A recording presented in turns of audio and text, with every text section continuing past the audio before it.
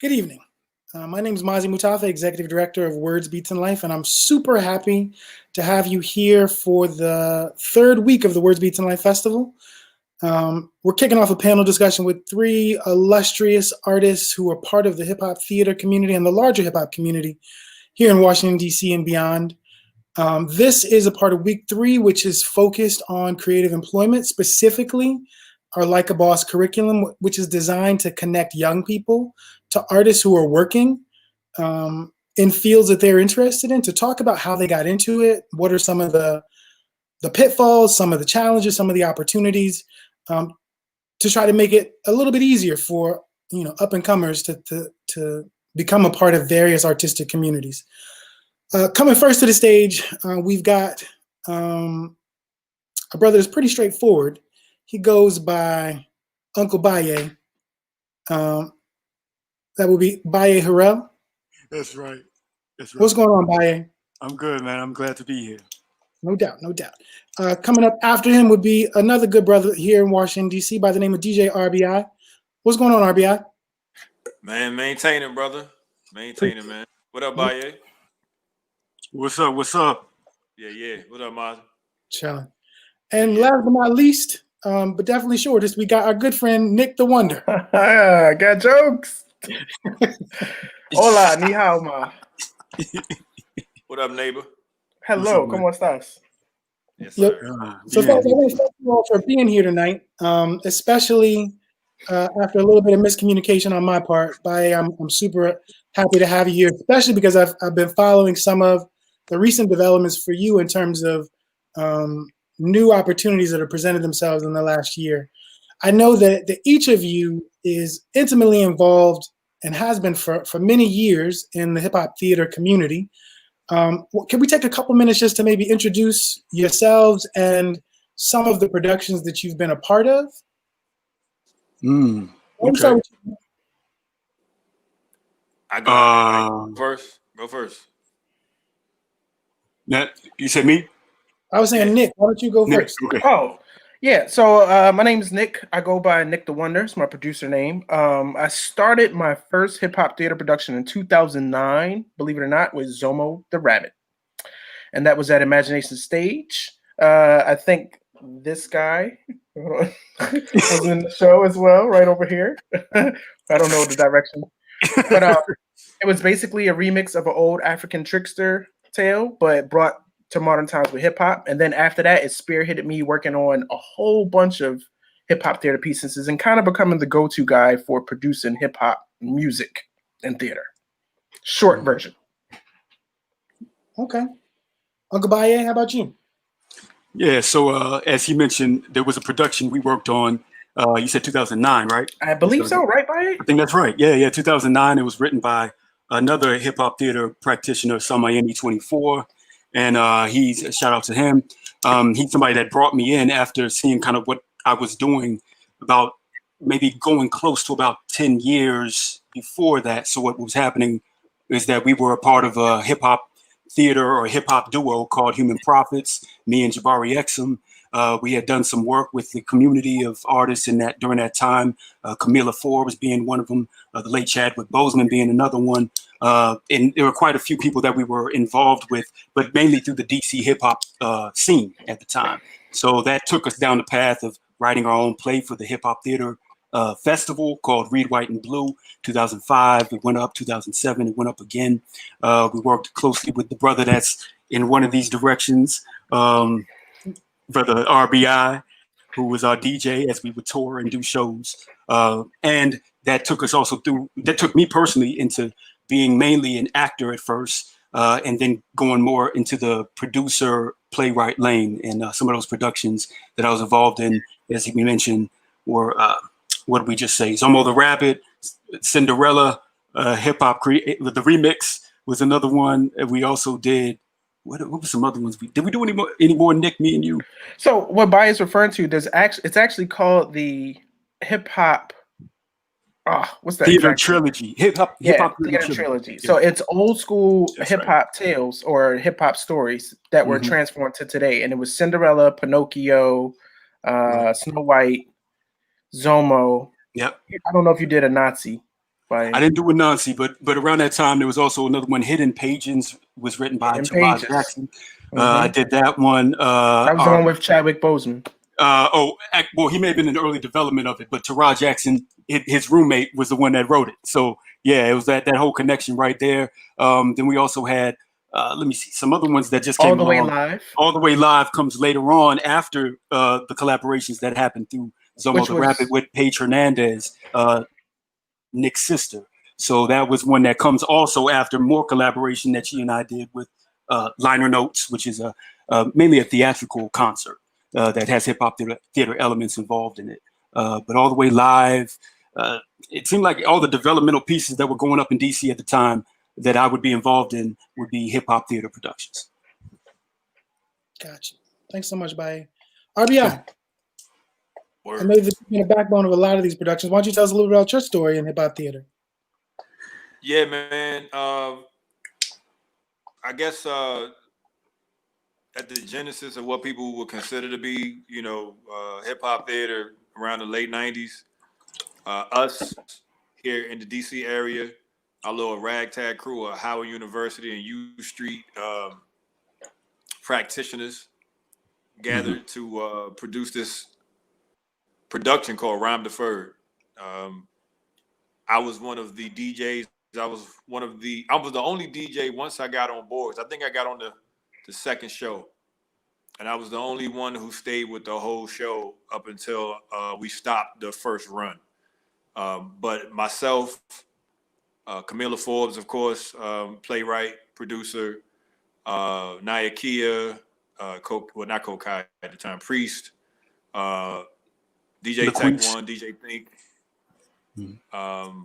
Chadwick Boseman, of course, rest in peace, my brother, Jabari Exum, my man Oberon.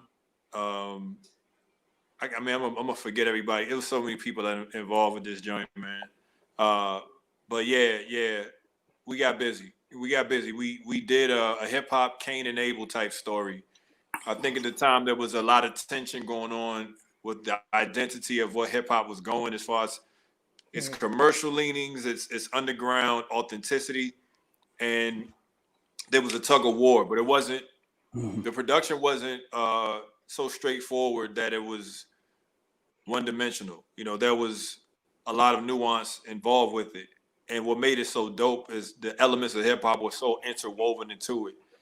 With even the extensions of spoken word poetry, MCing, beatboxing, DJing, of course. All the artwork was made by graffiti artists or fashion designers. Yeah, man, and it was almost like a very, very nice, tight story. It had its own cosmos. It had its own ethereal elements, and also a lot of very grounded elements. So we mixed in a lot of abstract with the concrete, and we kept the hip hop aesthetic very strong because everyone who was involved had some type of hip hop pedigree.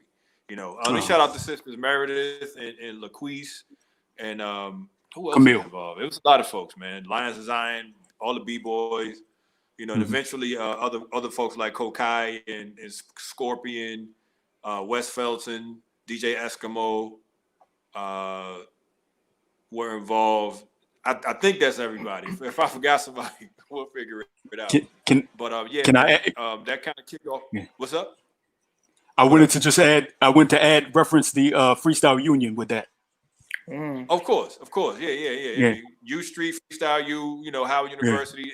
All those elements couldn't exist without the other one. I mean, Freestyle Union was started at Howard U.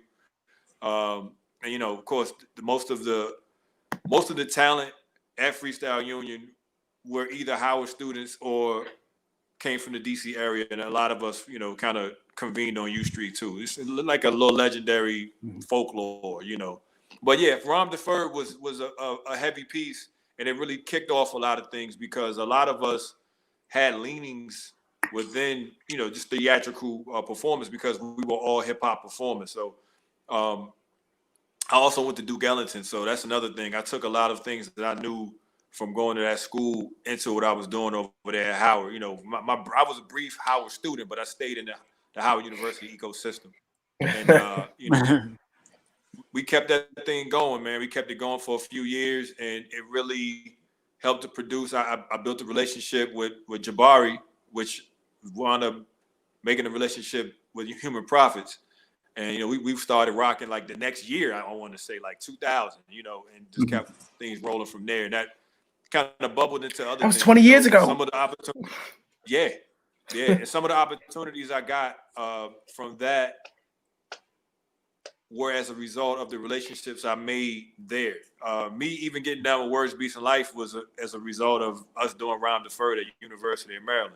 So that's a very integral piece to my life. You know what I mean? A lot of extensions came from that.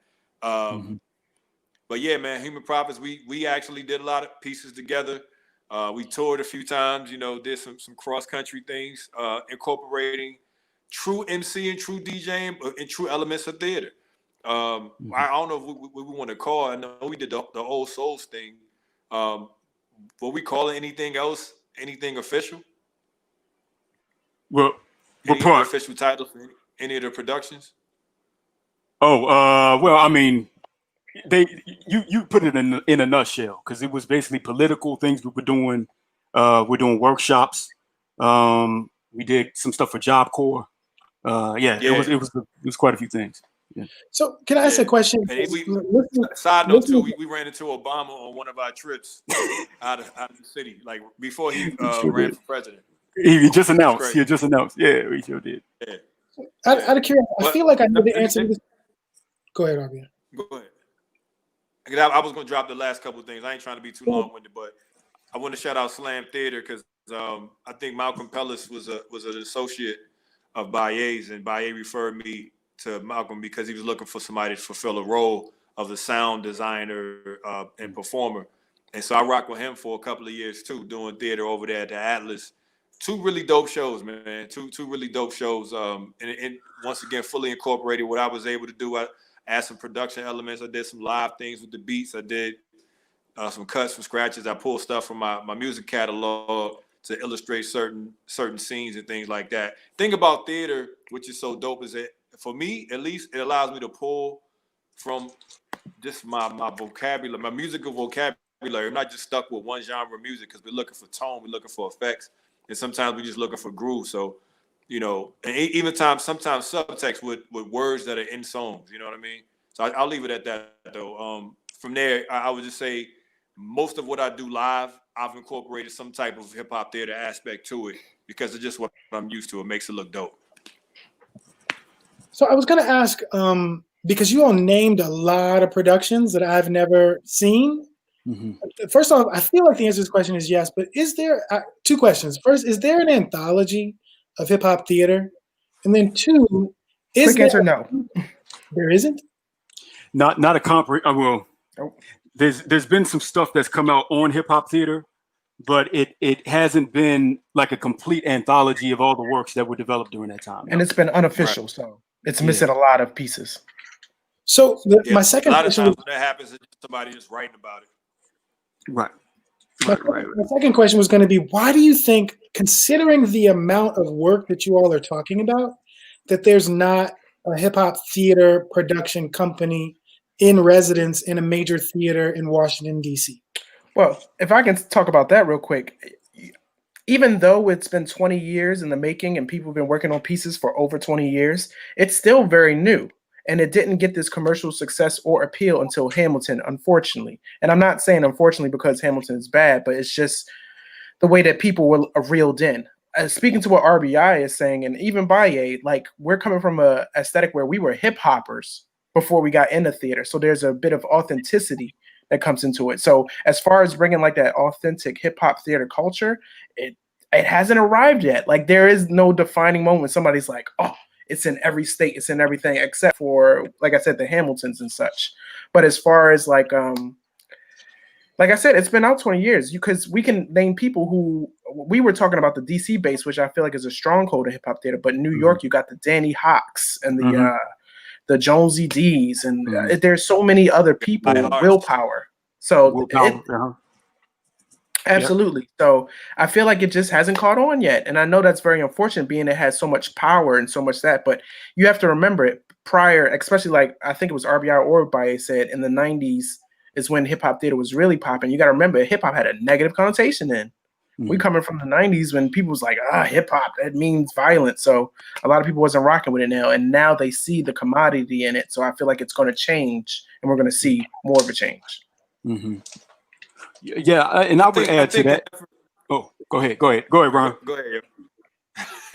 Now I was going to say, I think efforts were made to do things. I think the answer that I can give you based on just knowing the guys that we have on this panel and our extended family is vision, survival, funding, and investment. You know, I think a lot of times we can kind of figure out like what we want to really, really do at times if there's a monetary not reward, but a return that makes you feel like, yo, I can adopt this full time, and not have to worry about other things. I know personally, I've been often like the Robin to someone's Batman when it comes to hip hop theater. I don't personally have the vision to do an entire piece. But I also believe that there are other people that do, but I don't think they have the pedigree. You know what I'm saying? I just think the elements haven't assembled enough with enough people who consider it something they could see through from A to Z. Because I think the ambition's there. I know Baye, I won't say I know, but I'm pretty sure Baye's thought about this quite a few times because he's constantly producing pieces. Right. Yeah, and it's one of these things you say. And before we move on, I did want to shout out that Daniel Banks had a brother named Daniel Banks out of University of Michigan. He put together a compilation of some works around 2011. But there is a thing that goes down. Oh, it's called Say Word, by the way, if anybody wants to look it up. There is Say Word. Yeah, there's a part of this where we got to see that around the late 90s, hip hop was kind of moving into this track of becoming that $1 billion industry we know it is today. And what was happening at the same time is that you still have this bubbling happening in the space that was called the underground at the time. And the underground would be further. It's almost like how you have these, you call it like technology gaps, but in the sense we're talking like wealth gap that starts to develop or a cultural gap that starts to develop as hip hop emerges into this mainstream commodity. And then you have a space where the stuff that could have been tagged on to that's not of the same content or of the same type of aesthetic or images that are seen as being profitable get left in the space that nobody really pays attention to, unless it's like for some grant funding, maybe a few things can be developed here and there, but not going to be brought into that space where everything was already moving as far as the hip hop $1 billion industry. And I think that's one thing that happened during the time that hip hop theater was really starting to develop. So that most of us that are on this panel, probably all of us that were inside of that underground space, we were not in the conversations with Dr. Dre or the conversations with some of the other people that were also talking with some of the machines that were taking this into that space at the time. So that's one reason that I can look at it and say, hip hop theater back during that time period. And also we had a certain message. A lot of times we were being relevant, socially relevant. It was not in the interest of the mainstream cultural media. So we were being critical, right? We were not just there to sell products. So one thing about that is just that it will come back around later on, and it will come through the form of something like a Hamilton that has certain types of leanings that appeal to American mainstream culture. Whereas the stuff that had been going on, the whole, decades before may not have had the same leanings or the same appeal.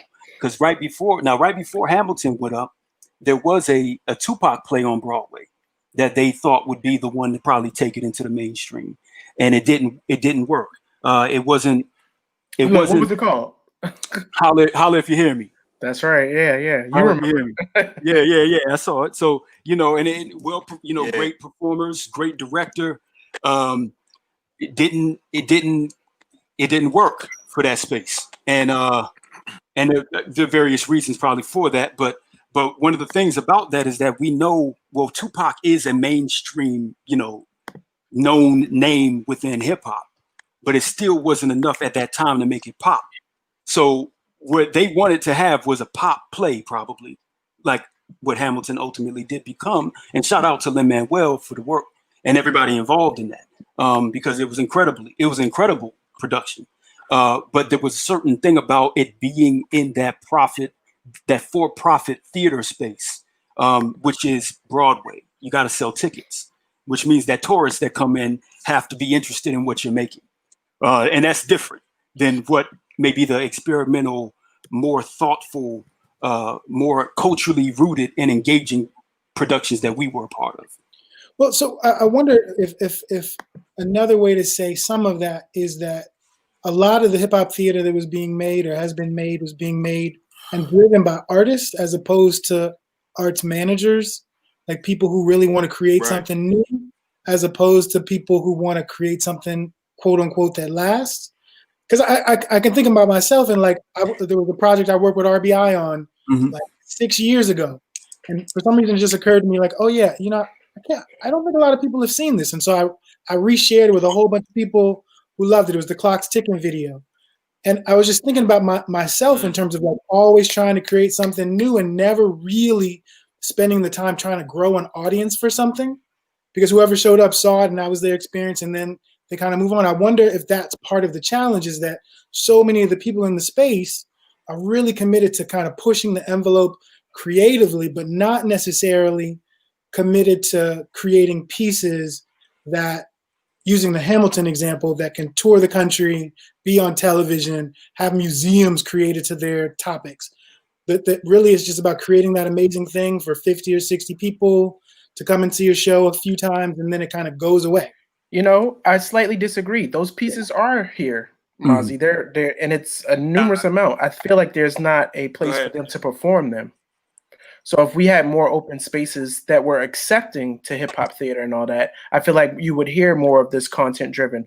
Some more shout outs. Baye already mentioned my sister Paige Hernandez, but with B-Fly Entertainment, that's the name of her production company. It was to educate children as well, because she feels like that's a missed connection there with hip hop and children. Once again, people associate hip hop with the older generations, and like I said, even some negative. So to have someone like Paige who's bringing it in a spin that it can be all ages, and then on top of that, you have the Mark Bamuthi Josephs who talk about very serious content from police matters to unborn children to a whole bunch of things. So the content and stuff that we deal with in our own diaspora mixed with hip hop exists, but I feel like there's not enough playing grounds or theaters who will allow that to be more prominent to the audiences that need to see it.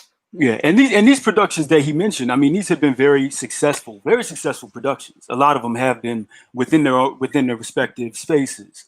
I think one of the major things that I kind of said it quickly, but I just want to make a distinction that there is a difference when we talk about the arts community, when we talk about theater that's for Broadway and theater that is for the regional theater space. Because one thing about regional theater space productions is that those are usually nonprofit organizations that are putting up these shows. The for-profit machine, which is Broadway, is akin to Hollywood. So it's the same type of thinking and the same type of planning that goes into it. So when you talk about arts management, both are involved in the arts management work. One has a different agenda than the other one. So you have Broadway, which would have a certain type of agenda of how to push something basically into a mainstream space. They think about it that way, and they plan it that way, and they execute it that way. There were, before there was Hamilton, In the Heights was another play that Lin-Manuel had produced, and that play was very, very successful. Came through Broadway as well. But then you got to be aware that, like, at the same time, other plays are also being developed all over the place. B-Fly is not a nonprofit. not company, but it's still one that is going up within these spaces that are like, regional theater type platforms. We did maybe about a 5-year run or something at Atlas Performing Arts Center. Which is in hip hop theater. That's a great run. 5 years. Great run, amazing. So all of that were, these moving pieces have a lot to do with the differences between the machines we're looking at. So, there is a space where the regional theater works a certain way and the for-profit theater works a certain way. And I think Hamilton just happened to be a part of the machine that was going to push it into that space. Not to say other ones couldn't have been as effective. And real quick, Mazi, you have to remember something like Hamilton is, look at the angle it took from our forefathers. Like, it took that telling a story about sorry, not my forefathers, but writing something, the Declaration of Independence or something like that, made into a play in order to get, whereas there's several plays about police violence and stuff that won't get the wind of anybody's comments. Yeah. One of the ones that Chadwick Boseman wrote. Right. Go ahead. I want to tie in though, because I did forget about B Fly as a production company, but it was in my head, But I do agree to a point with what Mazi is saying, because what it boils down to is Hamilton is the rapper's delight of hip hop theater. You know what I'm saying? It took it mainstream. But at the same time, you think about it like this: when you look at the Sugar Hill Gang, they weren't considered to be the true authentic, even though they were talented MCs. Facts. They weren't the true authentic real deal. Facts. You know what I mean? So it's kind of like a similar. What's up? I agree. Lag or something. Oh yeah. So like I think there's what's as far as answering his question. The Rush management, the Fat Five Freddy, and the Russell Simmons of hip hop theater hasn't really emerged yet. You know what I'm saying? So you're looking at him. His name's Baye Harrell. Take. Now I would look at Baye Harrell in the way we're looking at it right now. Baye Harrell is like the Melly Mel of hip hop theater. You know what I'm saying? He's the most brilliant. The illest. He's the illest. You know what I'm saying? That's just what broken it is. glass. But I mean, what I mean though is like when you have someone who can advocate for this entire genre and has examples up under their arm and can take it places, and someone who can intermingle and talk that jive amongst the folks who got the money, who got the access, and they just gonna eat up whatever this person is, because they're so cool. We want some of that cool. You know what I mean? That's what I think is missing when it comes to answering that question, at least as far as DC is concerned. Because he was asking about DC, he wasn't specifically asking about in general, hip hop theater in general. But that's not why I gave the answer that I gave earlier, is I think a lot of us are very much pulled in so many directions that it's not like, it's a big lump of cash that's sitting right there like, this cash is saying, come get me. You know what I mean? And this cash is saying, you could put that other stuff on hold now and just jump on this for a bit. You know what I mean? We're going to ensure that you can build this thing out and you can be out a few years. You know what I'm saying? I was thinking about kind of the space of what you were saying about the Hamilton production. I think that Hamilton can be read on two different levels, right? I think that there's a space. I happen to be aware before Hamilton went to Broadway. I was aware of it being developed because I was working with Camilla Forbes and the Hip Hop Theater Festival in New York, and I knew that this was something that was in development. Props to Camilla Forbes, and because high arts, foundationally is the reason that a lot of the artists that we're talking about, hip hop theater artists, had any space to do shows at all. It was through High Arts being able to have a festival. High Arts is the Rush that was allowing us to do that. So shout out to her and the work she's doing right now with the Apollo. So one thing that happened one thing that I saw with that moment that the show was being developed was that I knew a lot of us in hip hop culture could hear about a play being developed about the founding fathers that was going to be a rap play or a hip hop play, and look at it and say, "Oh, that's really interesting. Why would you do that?" You know, it was like a question, like why would we want to Right. why would we want to tell that story, right? Now, because the first thought is that you're going straight for the gold rush, like you're trying to get the money from the majority white audience that will come to Broadway, right?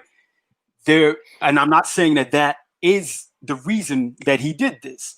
What I know is that we ended up with a production that had majority people of color playing out a revolution. Now, my thinking around this and my awareness when it comes to why is that a hip hop story, right, is that we're sensitive within hip hop to knowing that hip hop exists. Of course, it's a pop cultural thing, but it's also a subculture, and sometimes it's actually opposed to the majority culture, right? So we have existed in the Right. space where the messages that we have conversations about would be connecting to political movements that would not be discussed on any television show, on anything that anything that we see out there in the mainstream. But we know we have these feelings about things need to change in our society. The hood, things need to change in the hood. Things need to change as far as the situations that women face, that Black people face, that Latino people face. All of these, we talk about that, right? When you put these people on a stage playing out a revolution, right? And it's a revolution that has to do with the history of America. To me, I see that as a nod to hip hop.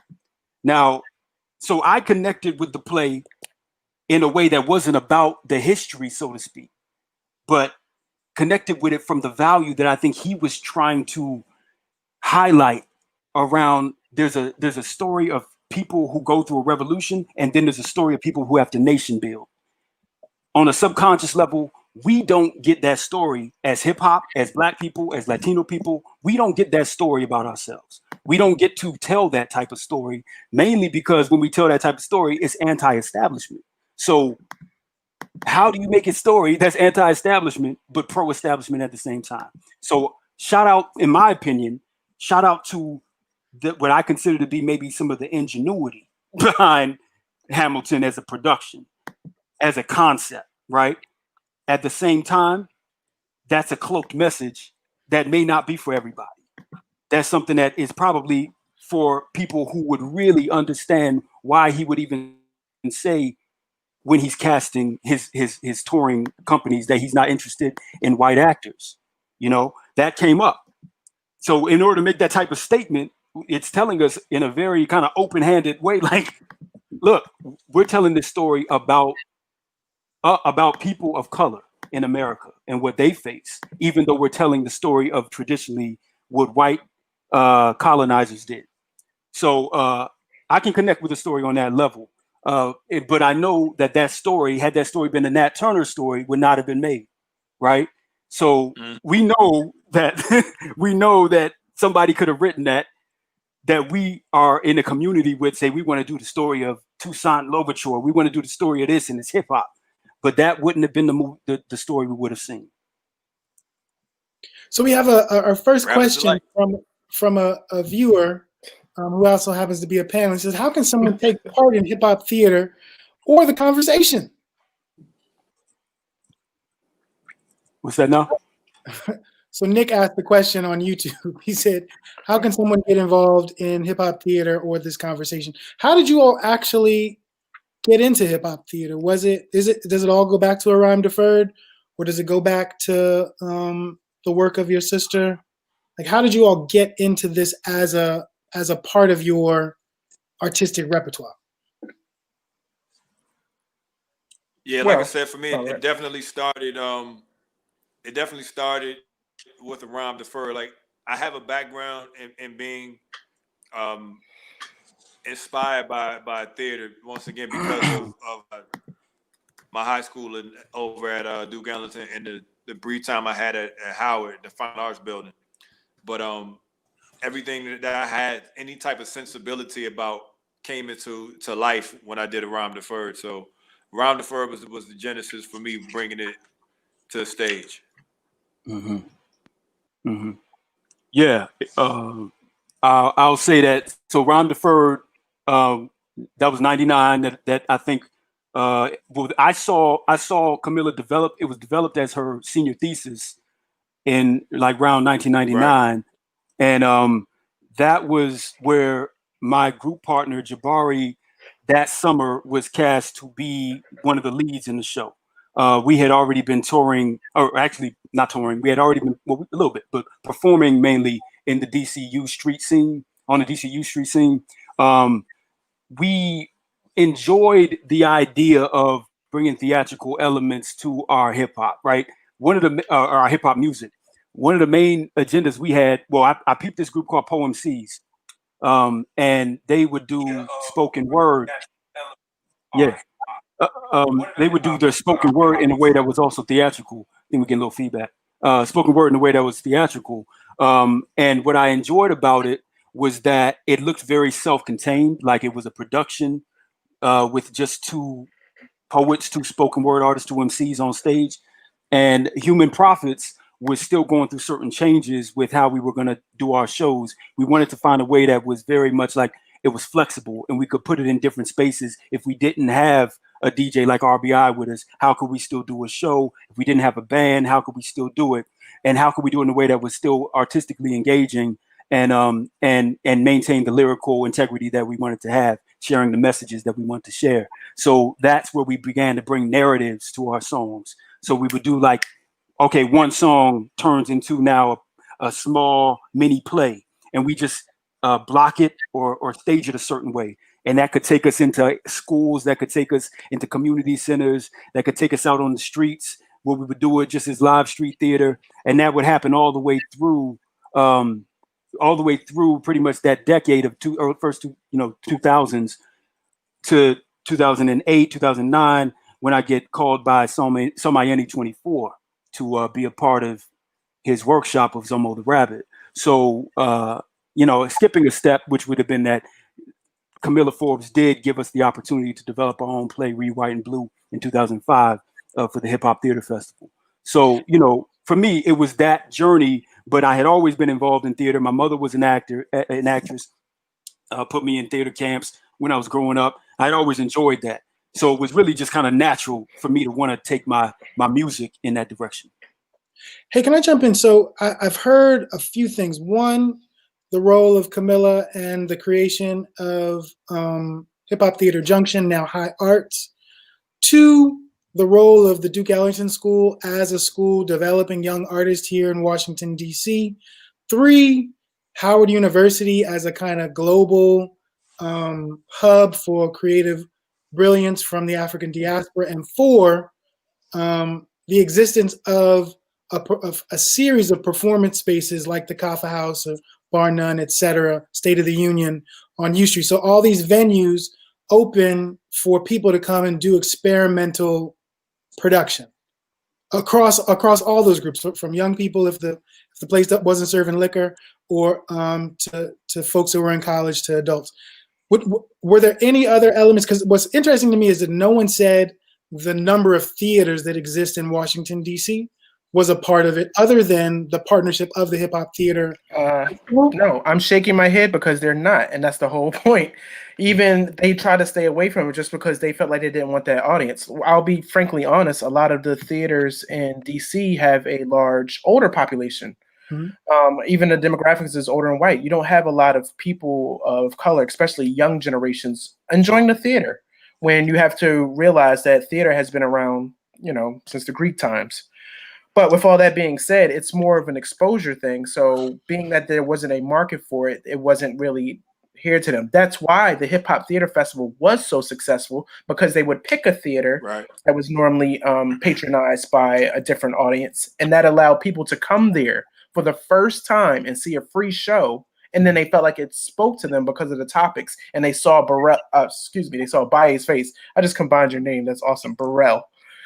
They saw Baye's face, and they was like, "Oh man, like he's a young black man. I can connect with him. He's rapping, yet he's still speaking like my language." And it was a lot of people's first exposure. Me, not to even putting my date on there in 99 and 2000 with these brothers' dates, they're saying I was still in high school.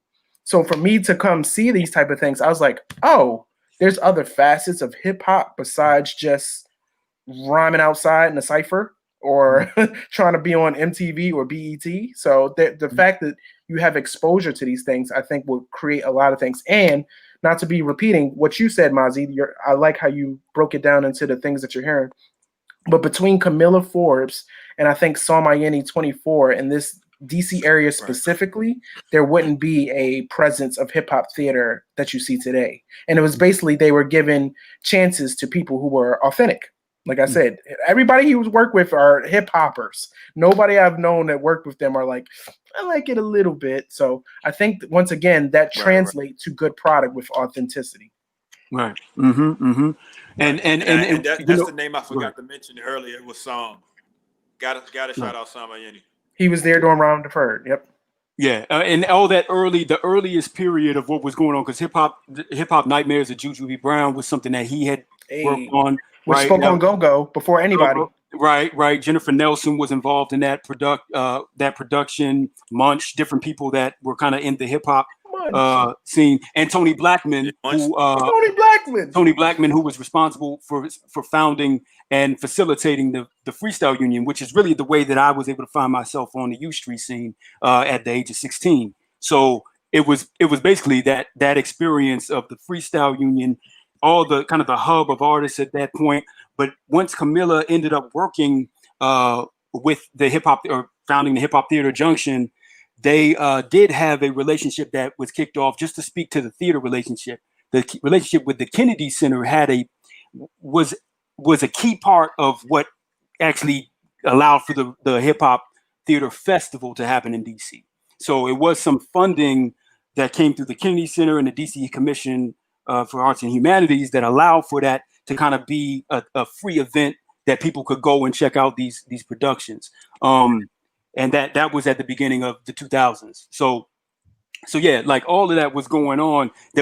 But again, what Nick is saying is dead on. That it wasn't like outside of that, folks were not interested. The theaters were not interested necessarily in bringing in these type of practitioners, like at all. So, it would happen during that time of the year, in July when there was the Hip Hop Theater Festival. And real quick, Mazi, you said you surprised no studios in there. I do want to give a small shout out to Studio Theater because that's where I saw a lot of the pieces of the Hip Hop Theater Festival. And to this day, they still bring in, I believe they just had Passover directed by Psalm. So they're still very acclimate to bringing in stuff from our culture. And by culture, I mean this hip hop. Yeah. Do you all know who Atlas 2. Shout out to Atlas. Do you all know who the number one owner of theater space in Washington, D.C. is? That sounds like a trick question. Hold on. Number one owner of theater space? Thievery Court. No, I'm joking. Who has the most theater? You're wrong for that. Who has the most theater space in Washington, D.C.? So these theaters, you mean like if they're owned by one person? You asking? Is that what you mean? Like the different. You can say it's not a trick question. It's one of those hidden in plain sights. It's like it's so obvious that no one even thinks about it. Let me hear you. DC Public Schools actually own the most theaters. I did not know that. Because every single assembly auditorium is a theater.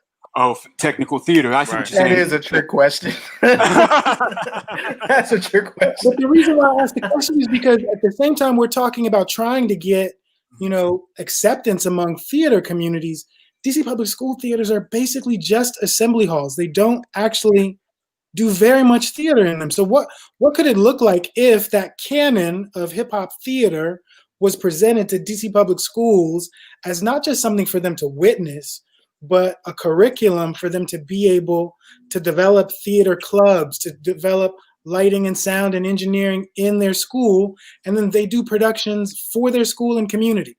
Like what? So it's about taking it like hip hop started in the park. Like what if hip hop theater reemerged in public schools? It's a great idea.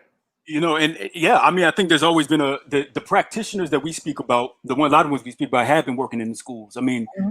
Yeah, most of the folks that are referencing knowing Chadwick, were people that a lot of them were people that knew him coming into their classroom at some point, over at Duke Ellington or wherever, saw my any, met my, so there's always been a space that we've occupied that have been inside of the schools. Now, I think to your point, what you're saying about just having access to some spaces today, it is different in that there is an awareness of hip hop theater and respect of a lot of the practitioners have some of us have been folded into some of the landscape of the DC theater community, right? More so than we were at the beginning of the century.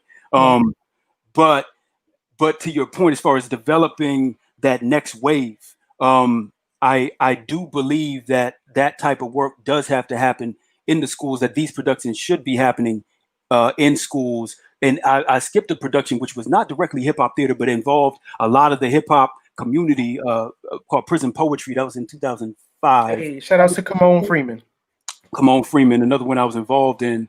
And that one, we did at Ballou High School. We did a production. And West Felton. Yeah, and West Felton was involved in that. So, we did a production of that at Ballou High School, and as well as at Oak Hill Detention Center. We had done. Just I'm suggesting something just a little different. Like, could you imagine a citywide theater program where each DC public high school spent a year working on a production that then toured to other high schools? So literally young people in theater who are doing lights and sound then goes to other schools. But I'm just putting that out there. But I want to shout out somebody else real quick, Nick, that we haven't shouted out that definitely deserves it, and that would be Goldie Patrick. All the work that she did with Fresh and still doing with Fresh in New York. And I also want to shout out, because I'm surprised that I'm not sure if any of you've been able to make it out to Chicago, but we have a sister organization, Kumba Links in Chicago, that's been doing a hip hop theater festival for I think now either 3 or 4 years, and they actually launched that with the support of Clyde Valentine, one of the co-founders of Hip Hop Theater Junction. Yeah, that's right. And their focus is actually getting the young people who participated in all their hip hop programming, when they age out of their DJing, graffiti, rap, footwork classes, is to then work with them to develop theater pieces. So they build their hip hop skills and pedagogy, and then they apply that to theater. I mean, these curriculums, they're so necessary. I think to your point, yes, that needs to happen. Like, we should be thinking in that way to get young people and that next wave involved in it. I know, again, practitioners, I even missed talking about Holly Bass, who's a dancer that is a person that was really involved in kind of that early phase of hip hop theater, of somebody that's actually probably credited with being first to coin in print the term hip hop theater. So, like, somebody like her being involved with young people, that's been going on, but being that strategic is what you're speaking about, Mazi. I think it's timely. Also, just a real point. Remember earlier, they shouldn't take arts out of school. We need more funding for arts, because I think that would create more of a chance for them to program and tour. A lot of times touring is you got to have the bus. You got to be able to have mobile audio. So with them not taking funding away from arts, which happens every single year, even our number 44 has even said himself he's taking money out of the art. So we need to go focus on that and make it more streamlined to help them to create their own pieces. Remember what I was saying earlier about the Fat Five Freddy? This is what I'm talking about. You need the Fat Five Freddy. What Mazi's talking, that's the Fat Five Freddy of hip hop theater. Like, he has an idea of how to cultivate this thing and bring it downtown. You know what I'm saying?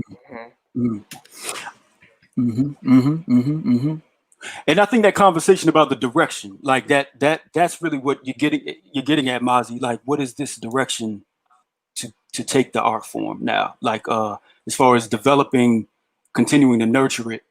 And I'm interested to hear everybody's, thoughts on that. I would say that probably about 5 years ago, my thinking around it was, and this is before Hamilton kind of took off. My thinking around it was how will it become a mainstream thing where the practitioners that we know will ultimately be able to occupy these spaces. And I think out of that, one thought I had was seeing that there was a leaning within hip hop music in general, where some artists were becoming more theatrical with their shows. So some of the things that were happening within like what I saw Human Prophets trying to do, I would be looking and seeing like, oh wow, Kendrick is really adding some theatrical elements to this show, or J. Cole is adding some theatrical, and I'm like, there's going to be a time where that is going to call on the practitioners who've been involved in theater to be helping move this type of thing forward for them, so that it's happening in a very polished way. So I think that there's several tracks now that we can take as far as continuing to nurture. One of them being that academic track. Another one being strictly in almost probably like the academia of colleges, learning what this history is that we're talking about. And then another one being, how does it continue to move into a mainstream cultural space that allows for us to use these type of narrative forms in our art. Let me say this. There's a couple, before you go on, a couple of things that one thing that I didn't mention that I know I started to develop, and Baye and some other brothers got involved with it, which I think is another way to express this thing, is an episodic audio theater. You know what I mean? That's something that really hasn't really tapped.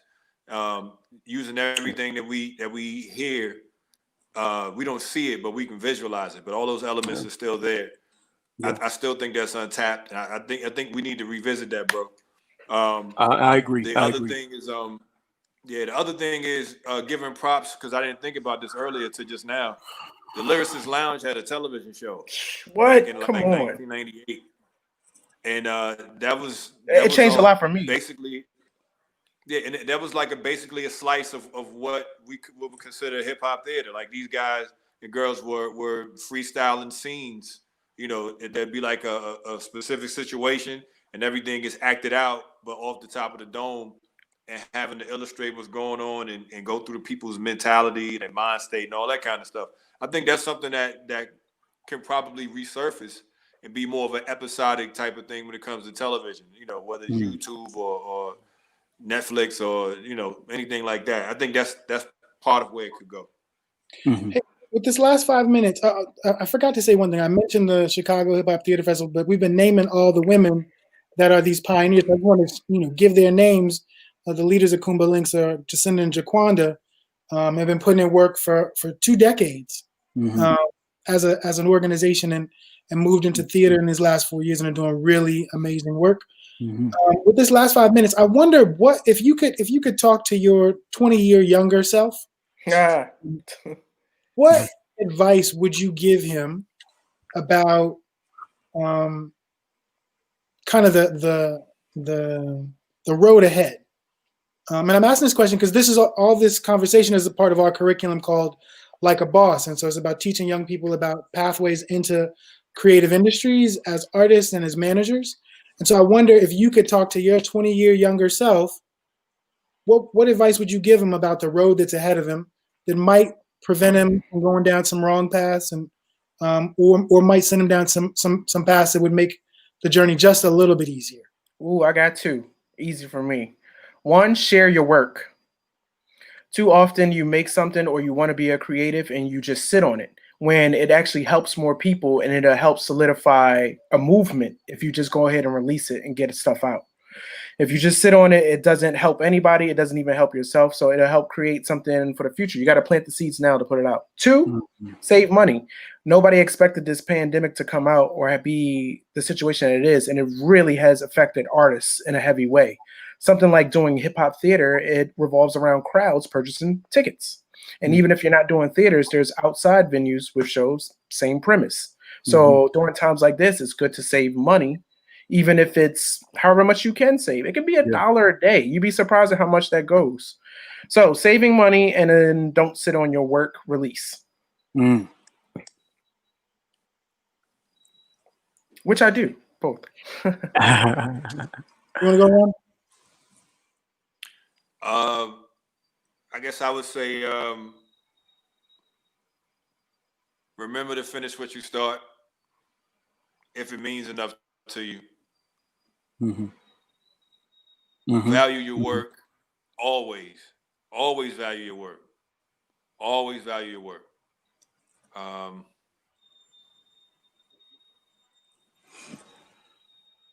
and don't have no girlfriends. Don't do that. Don't do that. This guy. What about you? What about you, Uncle Baye? Man. I don't know what that meant. I'm gonna say, you know, it really resonated with me to share your work part. And I would probably just go further for myself and say, it's a little bit of both. What they're saying, like the things that are really going to be a part of the next wave of things that probably move the culture forward, they're gonna be unprecedented in a way, right? So whatever you're thinking about doing, just because it hasn't occupied a certain space that you saw anybody do it yet, like that shouldn't be a factor. The great thing is that I think this generation feels that more than our generation did. I think this generation actually feels a little bit less hampered. Younger people right now, probably because of some of the technology and the use of, like, you know, the ability to put things out there quickly that you create and come up with. They feel less hampered. So continue to feel less hampered when it comes to sharing things, and particularly things that feel like they have not been done yet. And that's where we're going to see the culture get pushed forward. So I want to ask each of you to just do one more thing, and that's pick one person on the panel to tell publicly something you actually appreciate about them as an artist and your social. And we're going to wrap it up. Just something you appreciate about somebody, because all you are friends, known each other for decades. So just something you appreciate about one another. I get to talk to Ron all the time, and we do this like every conversation. So I'm gonna say it to Nick real quick. So I'm gonna tell Nick, man. Nick is another person. He's somebody I call a super collaborator. You know, because I think Nick always brings his best and his A game to every situation I've ever seen him involved in, and it's always something that helps to take whatever the situation is and make it do alchemy on it. So it just makes it it makes it golden. It makes it golden. It makes it great. Yeah. Everybody that worked with Nick knows this. So yeah, that's something I'll say. Yeah. Thanks, buddy. I would like to say, you guys, you chose very appropriate names. For people who don't know, Baye also goes by Straightforward, and he's been none the less since I met him. He's a very great MC who's very articulate. Too many times, especially now, you can't understand what these dudes is talking about. This dude has content as well as the flow, and he's a overall just wonderful actor. If you've never seen him on a stage, he definitely commits to it. RBI, sometimes he goes by the hands of God, and it's kind of true. If you've ever seen this man on a turntable, he is an inspiration. He has been DJing way before I have, and he is definitely somebody who I looked up to when I was definitely interested in moving from production to DJing. So it's without them, having them as peers and role models, that I wouldn't be able to continue my journey. We all feed off each other's energy, and these two men are exemplary examples of how positive impacts and energies can change your course of directions. You just called you too. Yep. You too, Mazi, for creating Words, Beats, and Life as well. People don't realize the blood, sweat, and tears that goes in behind keeping a program or something like this alive that touches many ages from 8 to 48. So it's amazing. He called you an elder, Ron. I mean, look. That's hey, look, man.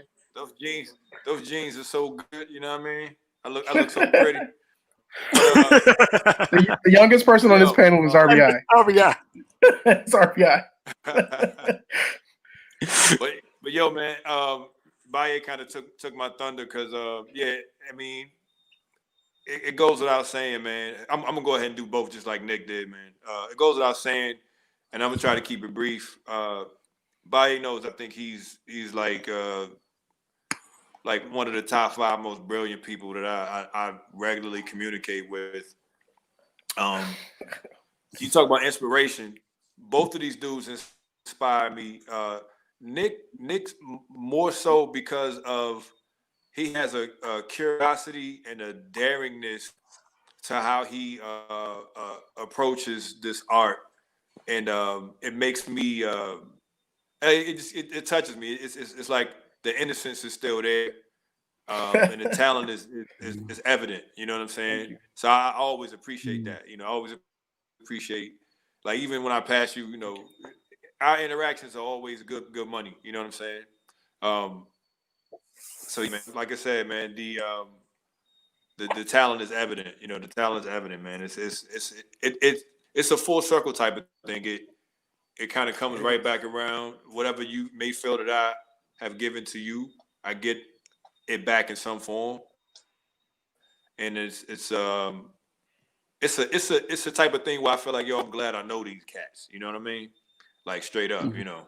Baye, I could talk about this brother all day long. So, you know, that's like my brother from another mother. You know what I mean? Right. But yeah, and don't burn bridges.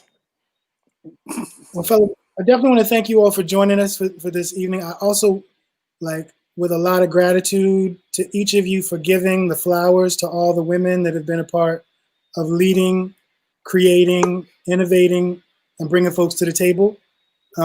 Thanks so much, everybody, for tuning in. This is the first in a series of 5 workshops connected to creative employment. And these gentlemen are all reachable here in Washington, D.C. And as Nick said, willing to work and collaborate. So definitely reach out. Thanks, At NICKTHA1DA on Instagram, all social media. Thanks, Nick. You got yours, Baye? At Baye Harrell, BAYEHARRELL. Thank you so much. You back, Ron? Yeah. So everybody's gone. Just giving out your socials.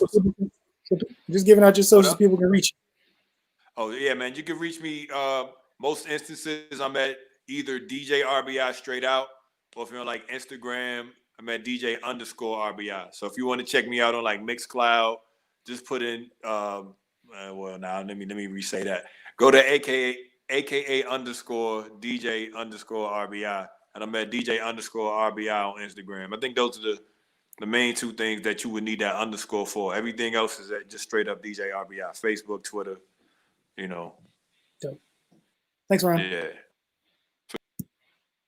All right, everybody, we're about to sign off, but immediately we're about to bring on DJ One Love for the end of the day mix. Hopefully you can stay tuned. Peace.